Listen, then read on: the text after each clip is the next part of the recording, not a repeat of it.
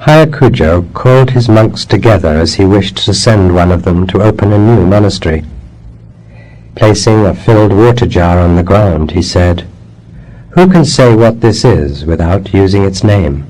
The chief monk, who expected to get the position, said, "No one can call it a wooden shoe." Another monk said, "It's not a pond because it can be carried." The cooking monk, who was standing nearby, walked out, kicked the jar over, and then walked away. Hayakujo smiled and said, "The cooking monk becomes the master of the new monastery."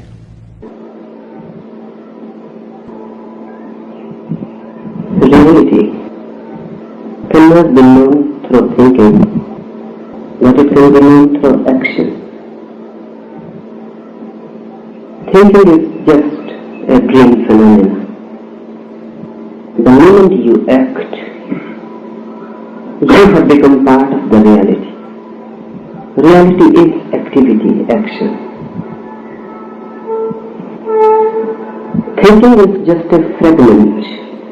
When you act, you are total. Whatsoever the action, your whole being is involved in it.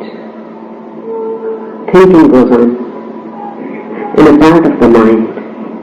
Your whole being is not involved. Without you, the thinking can continue as an automatic process. This has to be understood deeply. And this is one of the most basic things for those who are in search of truth and not in search of any theory. Religion and philosophy are distinct in this sense. Religion is action, philosophy is thinking. This story has many implications. The master wanted one monk, one disciple, to become the chief of a new monastery which was going to be opened. Who should be sent? Who should be made the guide there? A man who has much philosophy in his mind, a man who can talk, discuss, argue, a man who is Buddhist, a man who is knowledgeable, and a man who can act spontaneously. May not know much, may be simple, may not be intellectual, but is total. The chief disciple must have started dreaming and thinking that he is going to be chosen. Man is always ambitious.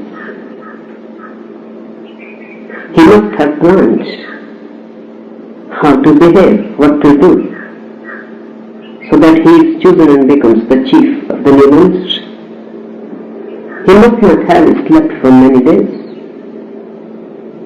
The mind must have been revolving and revolving around and around. The ego plans, and whatsoever you plan will miss reality. Because reality can be encountered only spontaneously. If you think about it beforehand, you are ready, but you will miss. A ready person will miss. This is the contradiction. A person who is not ready, who has not planned anything, acts spontaneously, reaches the very heart of reality. The chief disciple must have theorized, many alternatives must have come to his mind. The master is going to choose and there is going to be some sort of test. He must have completed scriptures. Because in the old days also, masters had been choosing disciples to be sent to new monasteries. How they have chosen? What sort of examination has to be passed through? How he can succeed? There are many stories from the ancient days. Almost always this has been one of the basic tests Zen masters have put before their disciples. They ask to express something without using language. They say something about this thing, but don't use any name, because the name is not the thing. The chair is here, I am sitting on it. A Zen master can say something about this chair, but don't use the name, because the word chair is not the chair. So don't use any verbal expression. Don't use language and say something. The mind feels puzzled because mind knows only language, nothing else. If language is barred, mind is barred. What else is mind except verbal accumulation, names, words, language? And the master says, don't use the name. He is saying, don't use the mind. And do something so that the chair is expressed what it is. The word God is not God. The word man is not man. The word rose is not rose. When there is no language, the rose exists. When there is no language, the tree goes on existing. It is not dependent on language. What it is? This chief monk must have brooded over and over again and again. And then he must have chosen an alternative beforehand. He was dead. That very moment, he failed. Inside, if you decide what you are going to do, and you act out of that decision, you will miss reality. Because reality is an ever-flowing movement. Nobody knows where it is going. Nobody knows what is going to happen. Nobody can predict it. It is unpredictable. There is a Zen story. Two monasteries existed side by side. Both the masters had two small boys for errands, for things to do. Both the small boys used to go to the market to fetch things for the master, sometimes vegetables, sometimes other things. Both the monasteries were antagonistic to each other. But sometimes boys are boys. They will forget the doctrines and meet on the way and talk and enjoy. It was really prohibited. They should not talk because the other monastery is the enemy. One day, the boy who belonged to the first monastery came and said, I am puzzled. When I was going to the market, I saw the boy from the other monastery and asked him, where are you going? He said, wherever the wind blows. And I was at a loss. What to say? He created a puzzle. The master says, this is not good. Nobody from our monastery has been ever defeated by the other monastery, not even a servant. So you must fix that boy. Tomorrow ask again, where are you going? And he will say, wherever the wind blows. So you say, if there is no wind, then the boy couldn't sleep the whole night. He tried and tried to conceive what is going to happen the next day. He many times rehearsed He will ask and the boy will say and he will answer. And the next day, he waited on the road. The boy from the next monastery came and he asked, "Where are you going?" The boy said, "Wherever my feet lead me." So he was at a loss what to do, because the answer was fixed and reality is unpredictable. He came back very sad and said to the master, "That boy is not worth trust. He has changed." And I was at a loss what to do. So the master says, next day, when he says, "Wherever my feet lead," you tell me that if you are crippled and your legs are cut, then he couldn't sleep again. Early he went. He had to wait on the road. And when the boy came, he asked, "Where are you going?" And the boy said, "To fetch vegetables from the mountains." He came very disturbed. And he said to the master that this boy is impossible. He goes on changing. Life is that boy. It goes on changing. Reality is not a fixed phenomenon. You have to be present spontaneously to it. Only then the response will be real. If your answer is fixed beforehand, you are already dead. You have missed already. The tomorrow will come, but you will not be there. You are fixed in the yesterday, that which is past. And all the minds who are too much verbal are fixed like this. Their answers are fixed. Go to a pandit, to a scholar and ask, "What is God?" Before you have asked, he starts answering.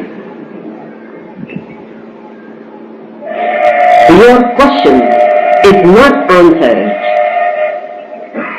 because even before you had the question, the man has the answer. The answer is dead. It is there. It has to be just brought from the memory. It is not a response. And this is the difference between a man of knowledge and a man of wisdom. A man of knowledge has ready-made answers. You ask and the answer is there. You are irrelevant. Your question is irrelevant. Before the question, the answer exists. Your question simply triggers the memory.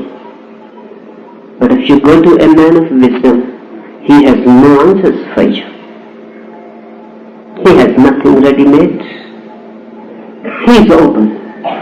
He is silent. He will respond first to your question when the question goes and resounds in his being, not in the memory. Through his being, a response comes. Nobody can predict that response. If you go next day and ask the same question, the response will not be the same. Once it happened, a man tried to judge Buddha. So every year he will go and ask the same question, because he was thinking if he really knows, then his answer must be always the same. Because how can you change the answer? If I come and ask, "Is there God?" and if you know, you will say yes. Or you will say no. Next year I come again and ask. So for many years the man was coming and then he became more and more puzzled. Because sometimes Buddha will say yes, and sometimes Buddha will say no, and sometimes Buddha will remain silent, and sometimes he will simply smile and will not answer anything.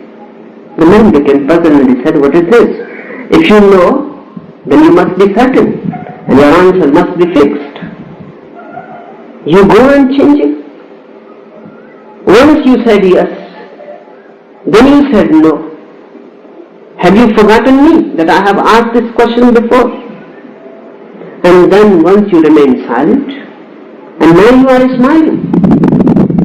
And that's why I have been coming with a long gap of 1 year, just to see whether you know or not. Buddha said,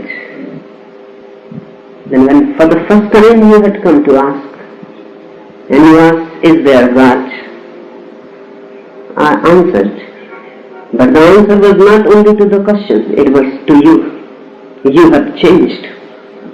Now the same answer cannot be given. And not only you have changed, I have changed. The Ganges has flown so much. Same answer cannot be given. I am not a scripture. But you open it and read, the same answer is written there. A Buddha is a living river. It goes on flowing. In the morning it is different. The sun rises, and all over the river the gold floats. In the noon it is different. By the evening it is different. And when night comes and stars start being reflected in it, it is different. In the summer, it shrinks.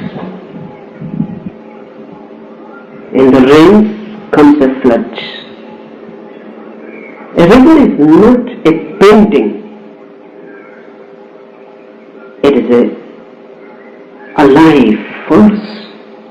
In a painting, whether it is raining outside or whether it is summer, the river remains the same.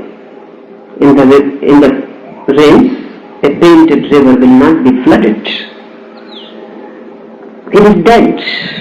Otherwise, every moment there is change. Only one thing is permanent, and that is change.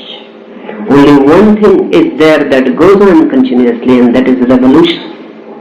Everything else is impermanent except revolution. It goes on and on and on. This chief disciple must have decided. The conclusion was there, and he was waiting for the master to ask. And then the master puts a jug, a pot, filled with water, and he says, say something, but don't use the name. Say something, but don't use the mind. Say something, but don't use language. The very thing looks absurd. When you say something and don't use language, you are creating an impossible situation. How can something be said without using language? But if you cannot say something about an ordinary jug filled with water without using language, how you will be able to say something about God filled with whole universe? If you cannot indicate this jug without language, how you will be able to indicate the great jug, the universe, the God, the truth? And if you cannot indicate, how can you be made a chief of a monastery? Because people will be coming to you not to know words, but to know reality. People will be coming to you not to be trained in philosophy, because that can be done by the universities. Millions of universities are there that teach words. So what is the purpose of a monastery? A monastery has to teach reality, not words. Has to teach religion, not philosophy. Has to teach existence, not theories. So if you cannot say anything about an ordinary pot, what you will do when someone asks what is God? What you will do when someone asks who am I? The chief disciple answered, whenever mind faces such a situation, the only way is to define negatively. If someone asks, say something about God, without naming, what you will do? You can only say negatively. You can say God is not this world. God is not matter. Look in the dictionaries. Go to the Encyclopedia Britannica and see how they define things. And you will be surprised. If you turn over the page where mind is defined, you will find the defined mind is that which is not matter. Then turn the page where matter is defined, and you will see it is written, matter is that which is not mind. So what type of definition is this? When you ask about mind, they say no matter. When you ask about matter, they say no mind. Nothing is defined. This is a vicious circle. If I ask about A, you say not B. If I ask about B, you say not A. So you define one thing by another indefinable. How can something be defined by another indefinable? This is a tricky thing. Dictionaries are the most tricky things in the world. They don't say anything and they appear to be saying so much. Everything is defined and everything is indefinable. Nothing can be defined. So the chief disciple said something negatively, but he said, when mind feels at a loss what to do, it starts saying negative things. Maybe atheism is just an escape. God is there, but how to define it? Mind feels at a loss. So the easiest escape is to say there is no God. The problem is finished.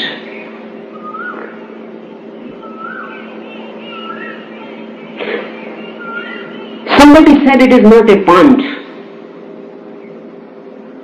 because it can be carried in a hand. But how can you define a jug filled with water by just saying that it is not a pond?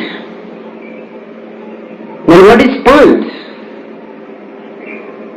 Say something without naming it.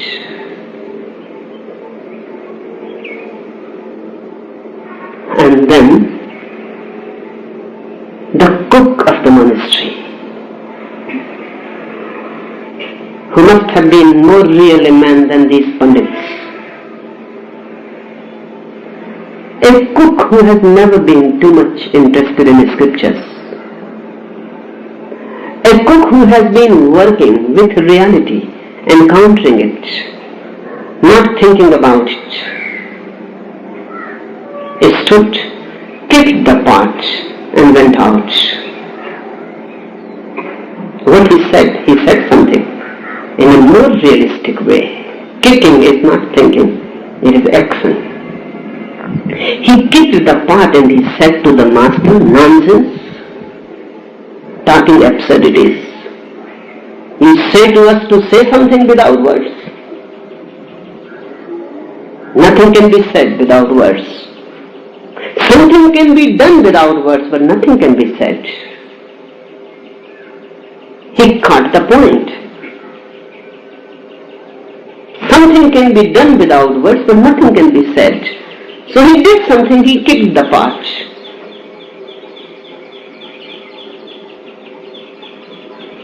And the master says, this cook has been chosen. He goes to the new monastery and he becomes the master there. He knows how to act without mind. He knows how to answer without using mind. He has said that the problem is absurd.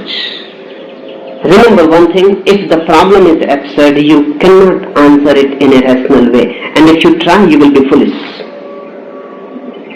That shows foolishness. If the problem is absurd, you cannot answer in a rational way. Because for an absurd question, there can be no rational answer. And if you try, you simply prove that you are foolish.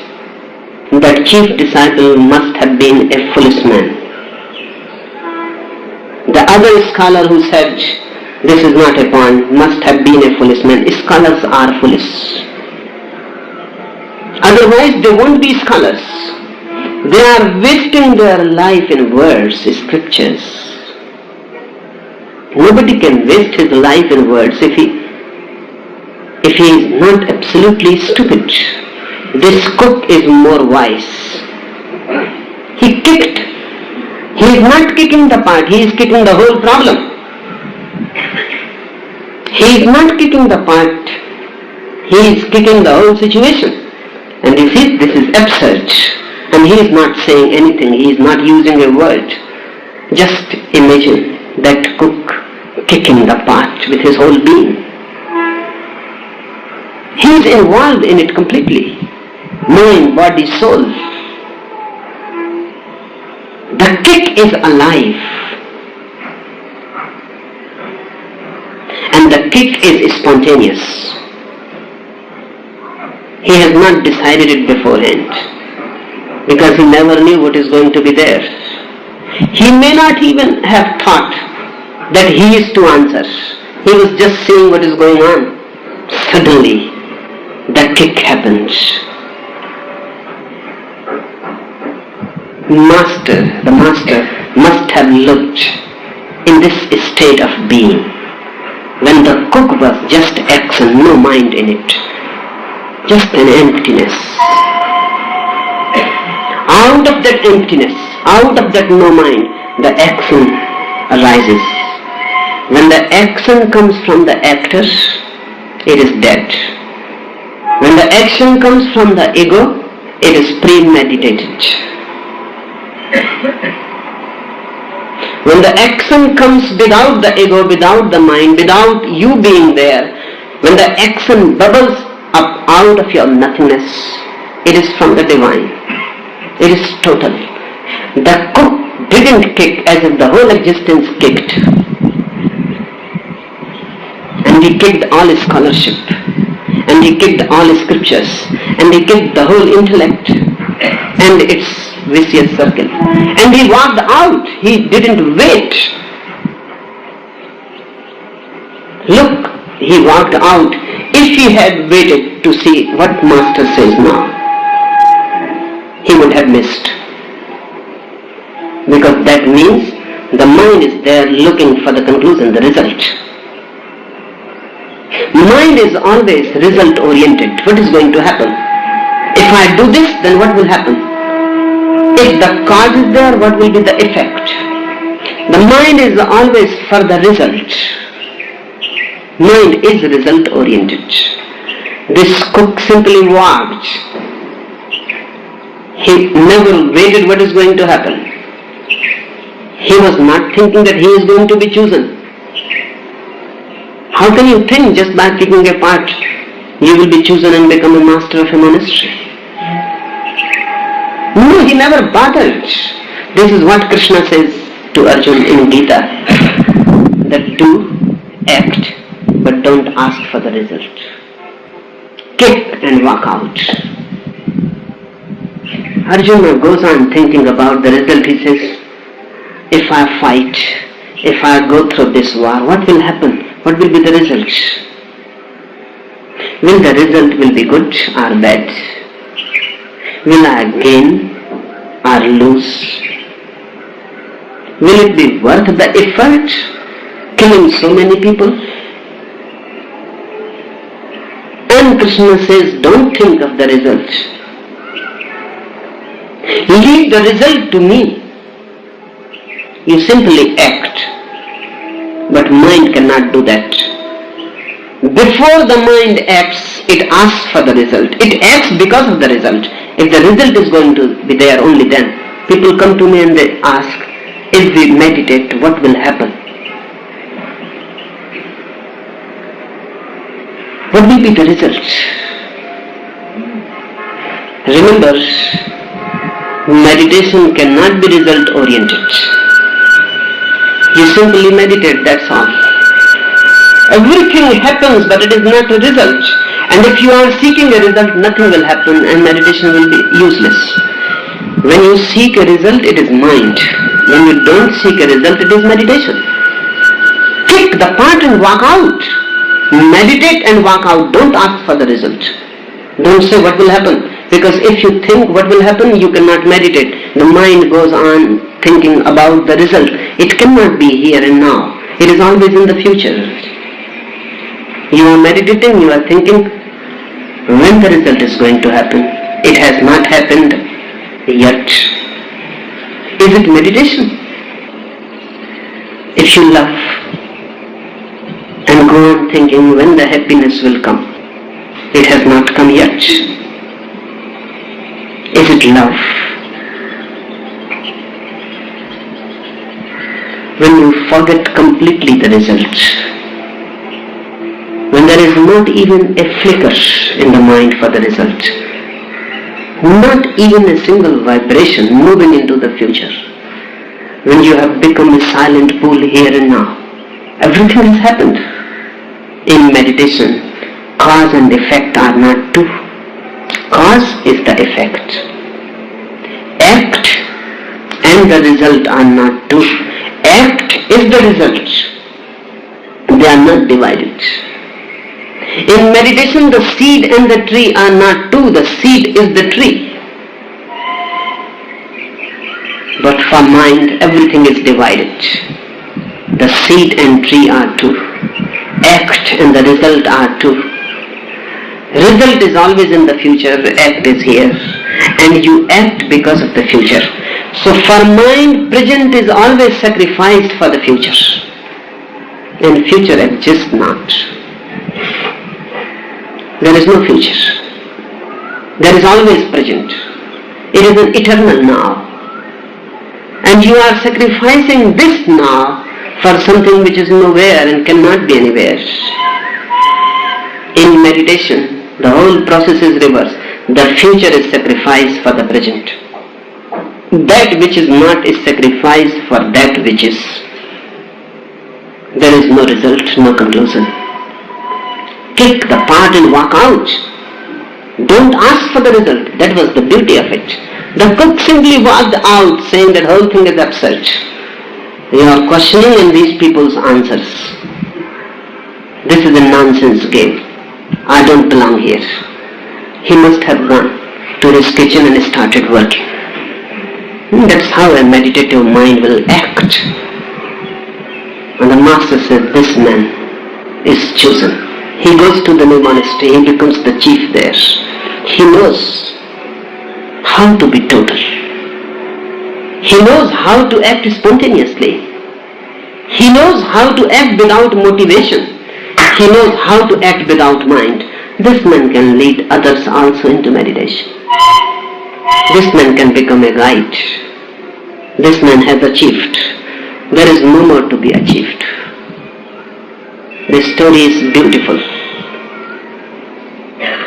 very rare. Penetrate into it. But you can penetrate only if you start acting the way the cook acted. But there is a pitfall. You can premeditate about it. If I put a path before you and you kick, you will miss. Because you know already the answer. You will think, okay, now this is the opportunity.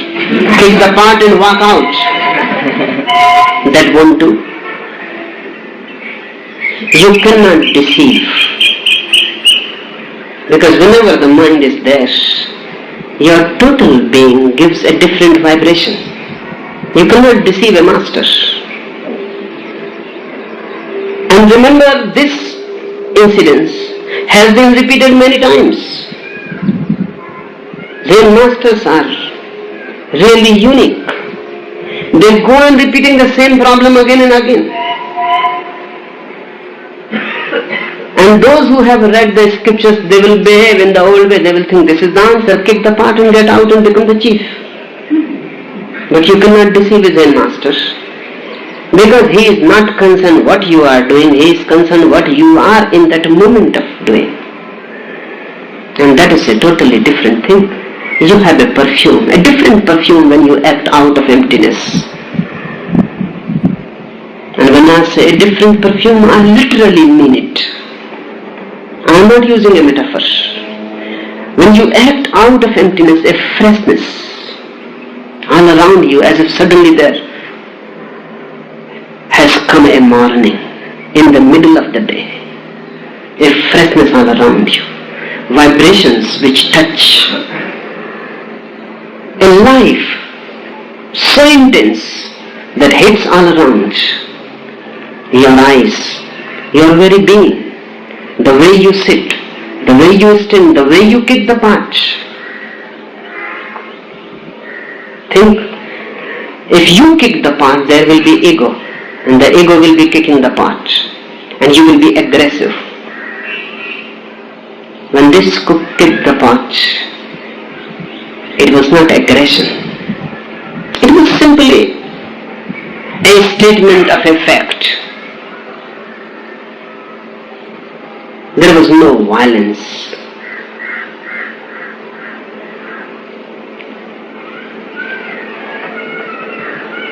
I have heard that one man, a poor beggar, I say poor beggar because there are wealthy beggars also, came to ask for food. The lady of the house felt much compassion for him, and he said, I will give you food, and if you want some work also, some wood has to be chopped, you can do it, and I will pay for you. So the man worked on the wood, chopped the wood, and by the evening when he was going, the lady of the house said that there is one hole on your dress. Give it to me. Within minutes, I will repair it. The man said no, because just a hole in the dress is different, and when it is repaired, it is different. When you have a repaired dress, it is premeditated poverty. When you have just a hole in the dress, it may happen just now through some accident. But when you have a patch, then it becomes ancient. It has not happened accidentally just now. It has happened long before it has been patched and repaired. It becomes a premeditated poverty. Don't let my poverty be spontaneous. Don't. But your whole mind is a patchwork, a premeditated poverty. You have all the answers and not a single response. You have already decided what to do, and in that decision you have murdered yourself, killed. It has been suicidal. Mind is suicide. Start acting spontaneously. It will be difficult in the beginning because you will feel much uncomfort. With a premeditated answer, there is less uncomfort because you are more certain. Why we are not spontaneous? Because of fear. The fear is there that the answer may be wrong, so it is better to decide it beforehand. Then you are certain. But certainty always belongs to death. Remember, life is always uncertain. Everything dead is certain. Life is always uncertain. Everything dead is solid, fixed. Its nature cannot be changed. Everything alive is changing, moving. It is a fluid, a liquid thing, flexible. It can move in any direction. The more you become certain, the more you will miss life. And those who know, life is God. If you miss life, you miss God. Act spontaneously. In the beginning, even if there is uncomfort, allow it to be there. Don't hide it and don't suppress it. And don't imitate.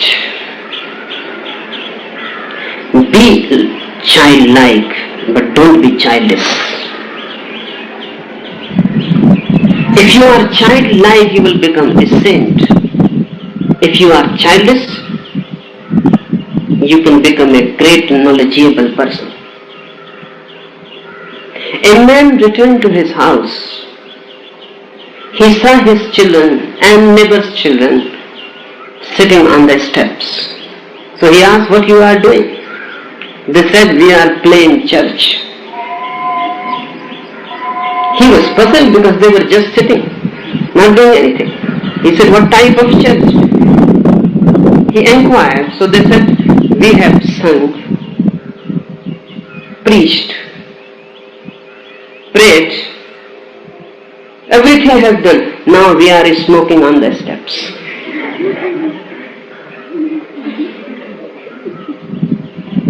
You can imitate. Knowledgeability is imitation. A Buddha says something. It is out of his wisdom, not out of his knowledge, not out of his memory, it is out of his experience. You can imitate it. You can play the church. You can cram it in the mind. You can repeat it. This is childish. Be childlike but not childish. Childlikeness is spontaneity. The child is fresh with no answers, with no experience accumulated. He has really no memory. He acts. Whatsoever comes through his being, he acts. He is not motivated. He is not thinking about the results, about the future. He has an innocence. This cook was really innocent. And innocence is meditation.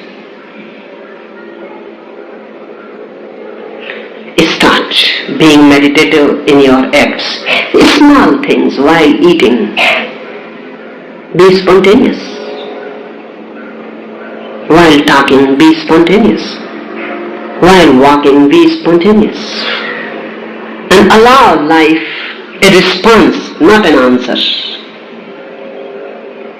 If somebody says something, just watch whether you are simply repeating something that you have been doing always, just a habit, or the answer is a response. Whether the mind is repeating an old habit, whether the answer is coming from the memory or from you. That's why you bore people so much. Everybody bores everybody else because everything is dead, stale, borrowed. It stinks of death. It is not fresh. Look at children playing and you feel a freshness. Even for a moment you forget that you have become old. Listen to the birds. Look at the trees or the flowers. And for a moment you forget, because there is no mind. Flowers are flowering, just like the cook kicked. They are kicking. Birds are singing, they are kicking. The life itself kicking. But no theories are there. In the beginning, it will be uncomfortable. But be patient. Go through that uncomfort. Soon you will have an upsurge of energy. It is dangerous. That's why people avoid it. To be spontaneous is dangerous. Because when anger comes, it comes. The mind says, think. Don't be angry. It may be costly. So you always think and you throw your anger on those who are weaker than you, not on those who are stronger than you. Love can happen, but love is not allowed. You can have a loving attitude only towards your wife. And life does not know who is wife and who is not. Life is absolutely immoral. It knows no morality. You can fall in love with somebody else's wife because life knows no relations, fixed institutions. All institutions are man-made. That is the danger. So mind says, think before. She is not your wife, so don't look in such a loving way. This is immoral. This is your wife. So look in a loving way, smile, whether you feel or not, that is not the point, because this is the duty. That's how we have killed everybody. And everybody lives in an institution, not in life. Because of these dangers, mind thinks beforehand what to say. When you come back to your home, you are thinking what the wife will say and how you are going to answer. And the wife is waiting. She knows whatsoever you say is wrong. She has heard your excuses before, and the same old excuses you will say. You are late. I heard one man phoned to his wife one afternoon, and said that one of my friends has come and I am bringing him for the dinner tonight. The wife screamed and said, "You fool, you know very well the cook has left. The baby is cutting his teeth. I am having fever for 3 days.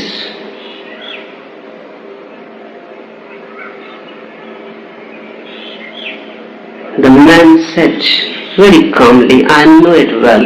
That's why I want to bring him home, because that fool is thinking to get married."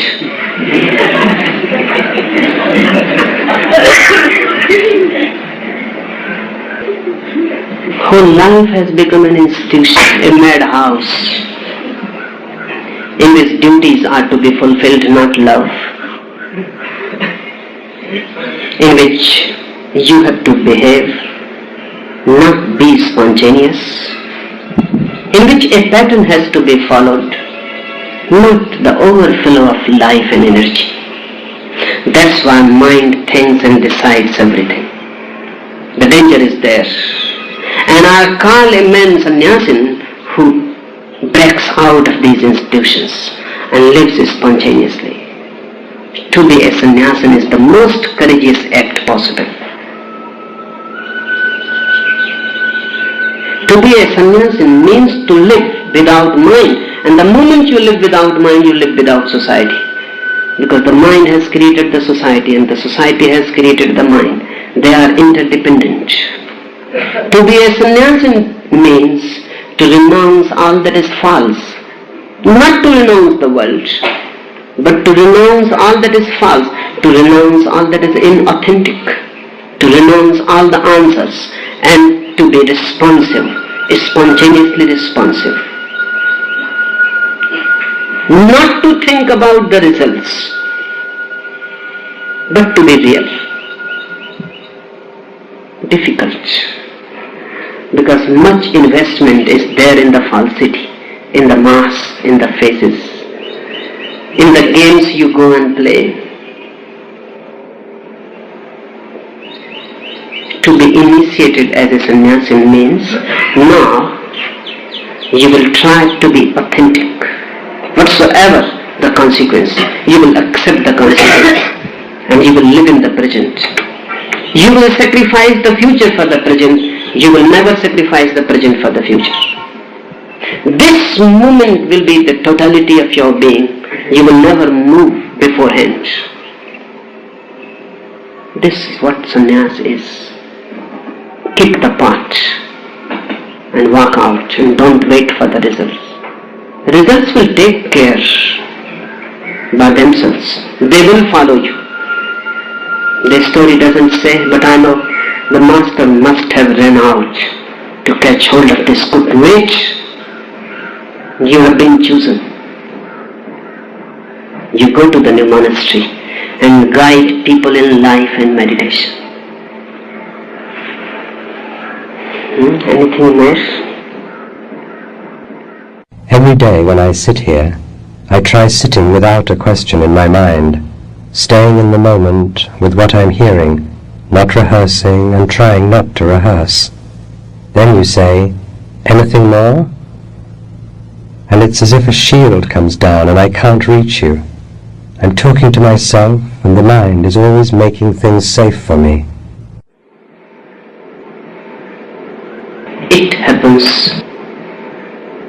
Because we are always afraid. Afraid something may go wrong. But don't be afraid before me. Nothing can go wrong. And if something goes wrong spontaneously, that is the right. That is the right thing. Because the spontaneousness is right, not what happens. The mind manipulates because of fear. You may ask something, others may start laughing. They may think you are foolish. So something has to be asked which nobody can laugh about. And everybody thinks that you have asked a serious question. A meaningful question. That's why mind is afraid. And fear manipulates. But near me there is no need for any fear. You can ask absurdities. You can ask foolish questions. Because to me, mind is absurd. It cannot ask anything else. So there is no problem.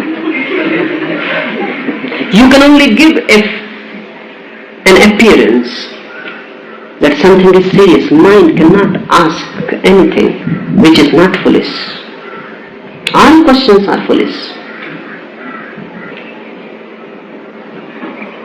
And the whole mind has to be dropped. Only then you will not be a fool. But the fear, that's why we rehearse.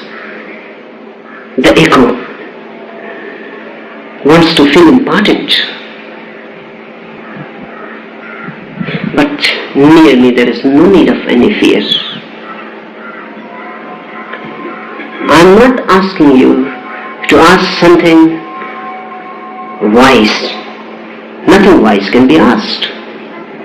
Nobody has ever asked a wise question. That is impossible. Because when you become wise, questions drop. When you are wise, there is no question. You can imitate wisdom also by not asking. That will not help. That will not help. So those who are not asking, they should not think that they are wise and Tirtha is a fool. He is just your representative.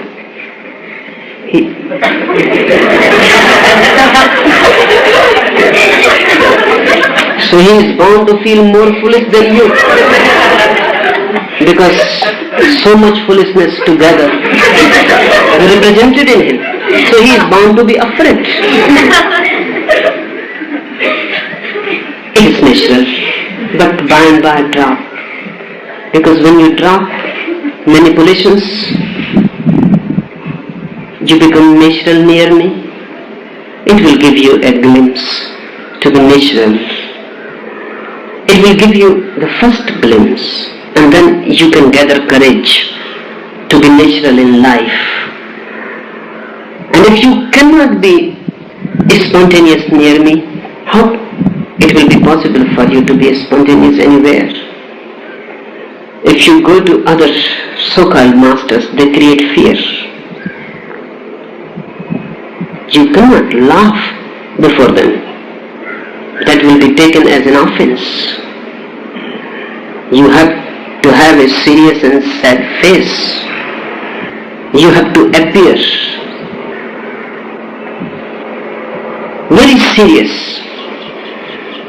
Look at the churches, mass. Look at the so-called masters with long faces. Christians say Jesus never laughed.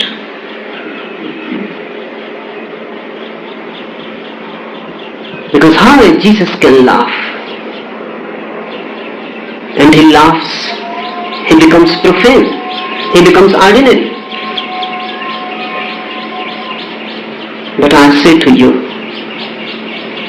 such a seriousness is a shield. It will protect all that is nonsensical in you. Allow it to come up. Don't force it within. Don't repress it in any way. near me, be natural. And in this being natural, you will learn that which cannot be learned in any other way. Just being near me and spontaneous. You will drop the mind and you will be meditative. I answer you not because I am concerned with your questions. That is irrelevant. I am not satisfying your questions in any way. They cannot be satisfied. Then what I am doing? Just being here with you. The answer is just an excuse. The question is just an excuse. Just to be near, just to be closer. But why can't we sit silently? We can sit. I can sit, but it will be difficult for you. We can sit silently. I am not talking, you not asking. But then inside, you will go on talking. The chattering will be there. Tremendous chattering will go on. More than ordinarily. Because whenever you say to the mind, sit silently, the mind rebels. Then it creates more words and more questions and a monologue. And it goes mad. You cannot sit silently. That's why I ask you to ask. That's why I answer you. Because if I am talking, your mind will not talk. And my talking is not destructive to me, your talking is destructive. When I talk, you get absorbed into it. You may have few glimpses of silence. This is how life is paradoxical. You will have certain glimpses of silence while I am talking because you get so absorbed, engaged, occupied. Your mind becomes so tense, listening. You are so alert that something may not be missed. In that alertness you become silent. The inner talk stops. That gap is my answer. My answers are not the real thing. So my answers go on changing. People feel that I am inconsistent. Today something, tomorrow something else. I go on saying things. They are irrelevant. I am not concerned with consistency. My answering is just like music, playing on guitar. You never ask consistency that you play the same thing again, same thing again. The musician goes on changing. If you get absorbed into the music, you will have some gaps of silence. In those gaps, intervals, you will become for the first time aware who you are. That awareness by and by will become crystallized. So don't bother what you are asking.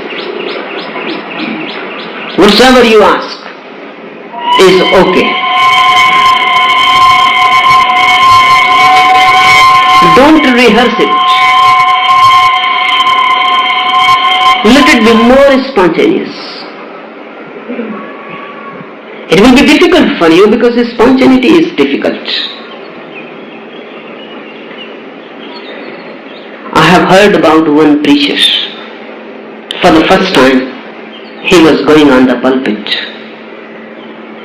So he rehearsed the whole night what to say. He has chosen a very beautiful theme about Jesus. And this is going to be a crisis in his life. Either he succeeds or fails. And the first failure or first success mean much. So the whole night he was rehearsing and rehearsing, standing in his room, lecturing, imagining the audience. And then in the morning he was so tired,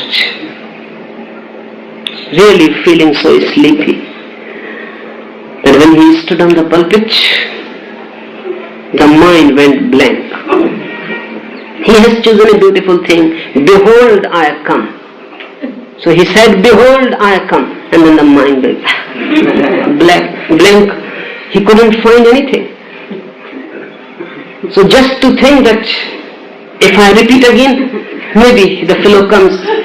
He leaned forward and said, behold, I come. But nothing will come. To be nonchalant, he leaned more forward, as if this is not by accident. He is doing it. So he said, behold, I come. Under his pressure, the pulpit gave way. And he fell on an old woman in her lap. He was very much embarrassed. And he said, sorry, I never meant it to happen. The woman said, no need to say anything. I must have become Allah 3 times. You said, behold, I come. It is not your fault.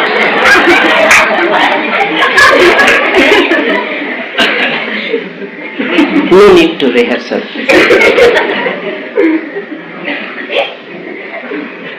No need to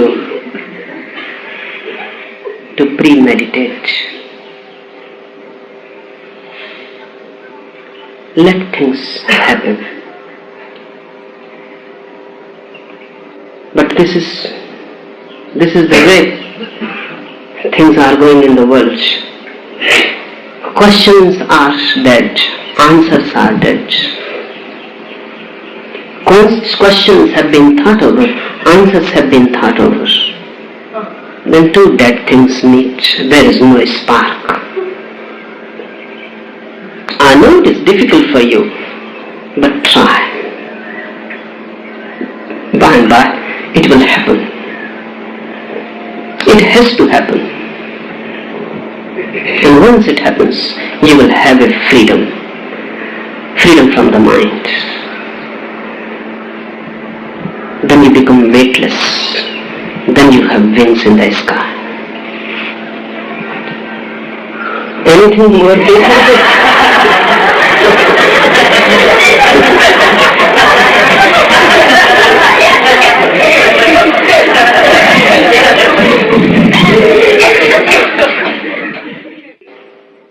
My mind is already working on the paradox I found between yesterday's talk and today's.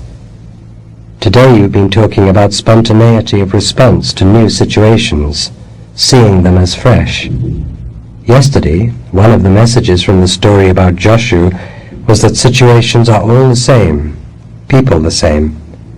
Hence, Joshua offered 3 people a cup of tea. To me, this is a paradox.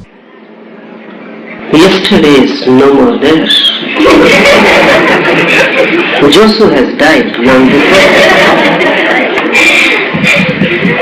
Only 2 days. Even that has passed. This moment is. Mind looks at things and finds paradoxes. Because mind thinks of the past, of the present, of the future. And only the present is. So mind finds paradoxes because mind is always moving from the past to the present and then to the future.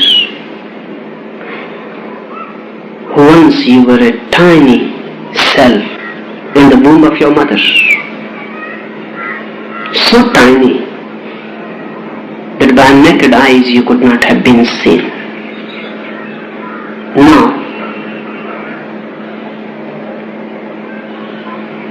you are totally different.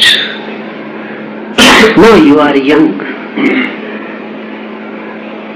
Sooner or later you will be old, crippled. Now you are alive. The day will come you will be dead. Mind thinks all these things together.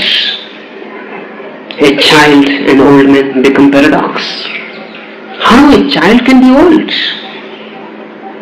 A young man, an old man, when birth and death becomes paradox.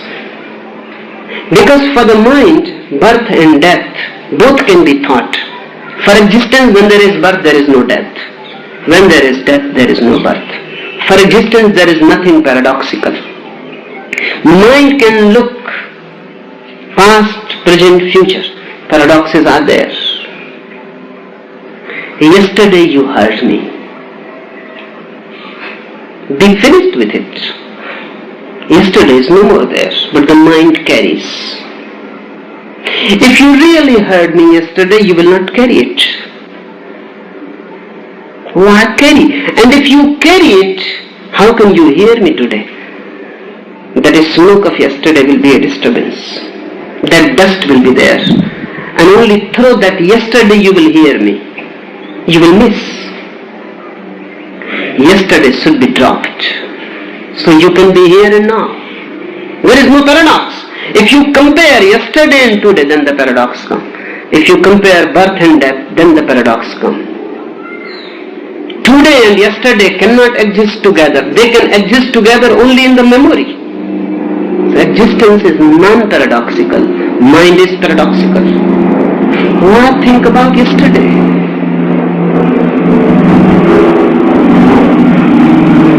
And if you are thinking about it, how can you be here?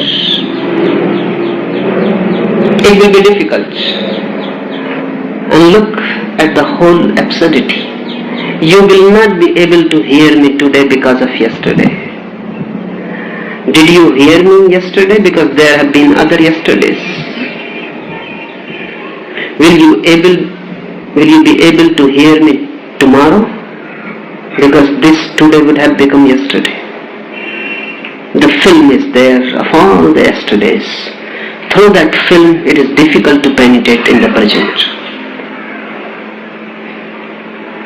So all that I can say is, be here. Joshua is dead. The man who was talking here yesterday is no more, he is dead. There is no question of consistency or inconsistency. Tomorrow I will not be here. You will not be here. Tomorrow is going to be absolutely fresh. And only when these two freshnesses meet, there is a spark. And that spark dances. And that dance is always consistent. But carried past creates problems. The problem is not what I said yesterday, what I am saying today. The problem is you carry yesterdays. And then you miss today. And then whatsoever you think you have heard, I have not spoken it. You may have heard it, because through so many yesterdays, whatsoever I say, you will interpret it. You will think meanings in it which are not there. You may miss things which are there. It will become something of your own. And then you will create many paradoxes. And then the mind is puzzled and confused. Go on dropping. I am not a philosopher. I am not a systematizer. I am absolutely anarchic. As anarchic as life itself. I don't believe in systems. If you go to a Hegel or a Kant and say that this is contradictory immediately, they will say no. They will immediately show you that it is not contradictory. And if you can prove that it is contradictory, they will drop one part of it so the system becomes consistent. One gambler was saying to another gambler that I must tell you of this guy I met yesterday. He is a wonderful man, a great mathematician and economist, and he has come to discover a system through which a family can live without money. The other gambler became interested, eager to know immediately what system is that. And he asked, does it work? The first friend said, the system is wonderful, but that is the only loophole in it. That doesn't work. The only loophole. Otherwise the system is wonderful. But that is the only one loophole in it. All the systems are wonderful. Hegel, Kant, Marx, all the systems are wonderful. The only loophole is this, that they are dead. I have got no system. System can only be dead, it cannot be alive. I am a non-systematic, anarchic fellow. I am not even a person, just a process. I don't know what I said to you yesterday. And the person who said is not here to answer. It is gone. I am here. And I am answerable only for this moment. So don't wait for tomorrow because I will not be there. So who is going to make consistency and who is going to find a thread which is not contradictory? There is nobody. And I would like you to be the same. Just this moment exists. Absolutely consistent because there is no comparison. There is no past, no future. Only this moment is. How can you compare? If you live in this moment, there will come a consistency which is not of a system, which is of the life, which is of the energy itself. That will be an inner consistency of your very being, not of the mind. And I am interested in the being, not in the mind. So don't take my answers very seriously. They are just play. Playing with words. Enjoy them and forget them. Enjoy me, but don't try to systematize me. The whole effort is useless. And in that effort you miss much which is beautiful. You miss much which can become a deep ecstasy in you. Look at me.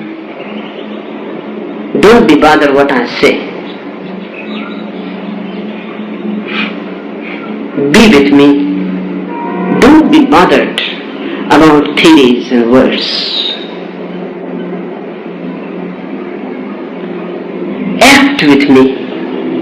This listening should be an act, not a mental effort. Listen me, but don't try to think about it. I am not trying to convince you. I am not trying to give you a belief. I am not trying to create a religion or a sect. No doctrine is implied in it. Talking to you, I am there. Talking is just an excuse. I may be using one shirt today, another shirt tomorrow. If you look at my shirt, you will say you are inconsistent. Yesterday you were having this shirt and today this. And I say, look at me, words are just dressings. I am consistent.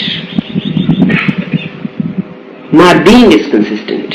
It cannot be otherwise. How can your being be inconsistent? There is no gap in the being. It is a continuum. But mind, it starts thinking, comparing, and then problems arise. Once it happened, a disciple came and asked a Zen master that why few people are so intelligent and few are so stupid? And why few people are so beautiful and few are so ugly?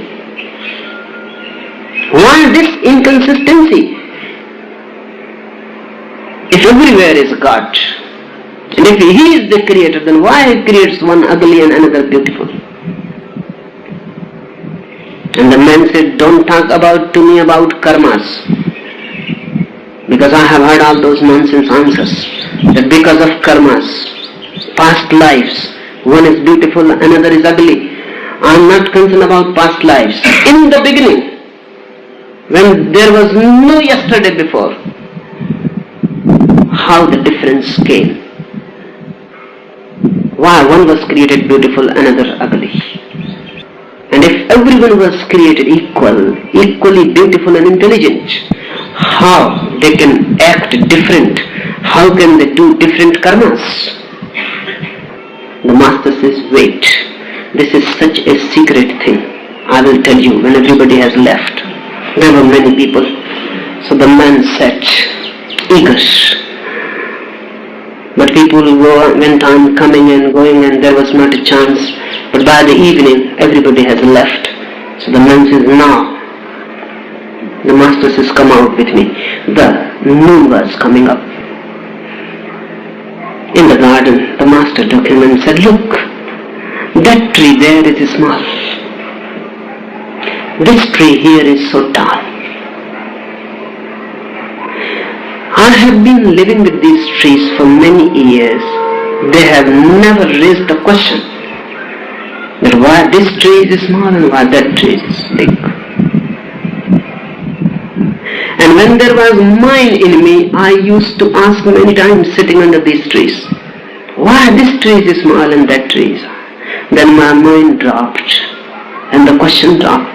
Now I know this tree is small and that tree is big, and there is no problem.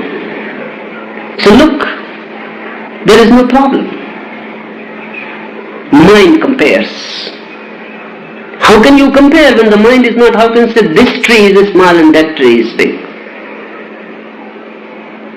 Mind drops, comparison drops. And when there is no comparison, the beauty of existence erupts. It becomes a volcanic eruption, explodes. When you see the small is big and the big is also small, when all contradictions are lost and an inner consistency is seen, drop the mind and listen me. Then you will not ask why yesterday, why today this and yesterday that. Then there is no yesterday and no today. Then I am here and you are here. And in this here there is a medium. And this now and here, when mind is not there, becomes a communion. I am not interested in communicating something to you. I am interested in communion. Communication means my mind talking to your mind. Communion means I am not a mind, you are not a mind. Your heart meeting to my heart. No words. That's what the story is. Tell something about this part without using any words. And the cook kicked and went out. Whatsoever I say, kick. And went in. Enough for today.